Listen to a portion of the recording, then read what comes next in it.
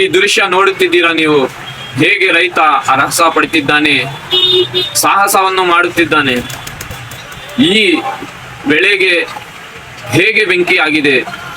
ಬರೀ ಕಟಾವ್ಗೆ ಇನ್ನು 2 ದಿವಸ ಅಷ್ಟೇ ಇದ್ದಿದ್ದು. ಈ ಕಟಾವ್ಗೆ ಬಂದಿದ್ದು ಫಸಲು 2 ದಿವಸ. ಈ ಫಸಲು ಕಟಾವು ಮಾಡಬೇಕಿತ್ತು. ಆ ಫಸಲಿಗೆ ಬೆಂಕಿ ಹತ್ತಿ ಉರಿತಾ ಇದೆ, ದಗ ಬೆಂಕಿ. ರೈತ ಮಿತ್ರರೇ, ನಿಮ್ಮ TC ಆಗಲಿ, ಕರೆಂಟಿನ ಕಂಬ ಆಗಲಿ, ಆ ಕಂಬ, ಆ TC ಎಲ್ಲಗಳನ್ನು ವೈರ್ ಆಗಲಿ ದೂರ ಇಡಬೇಕು ಅಂತ ಕೇಳ್ಕೊಳ್ತೇನೆ. ಮತ್ತೆ ಬಿಡಿ ಸೇದವರಾಗಲಿ ಅವರಿಗೂ ಕೇಳ್ಕೊಳ್ತೇನೆ, ಗದ್ದೆಯಲ್ಲಿ ನೀವು ಬಿಡಿಯನ್ನು ಸೇದಬೇಡಿ. ಈ ರೈತನ ಪರಿಸ್ಥಿತಿ ಏನಾಗಿದೆ ಅಂತ ನೋಡಿ ನೀವು. 2 ದಿನದಲ್ಲಿ ಕಟಾವಾಗೋದು ಫಸಲು, ಈಗ ಬೆಂಕಿ ಪಾಲಾಗಿದೆ ರೈತರೇ. ಈ ರೈತನಿಗೆ ನ್ಯಾಯ ಒದಗಿಸಿಕೊಡಬೇಕು ಎಲ್ಲರೂ. ನಮಸ್ಕಾರ.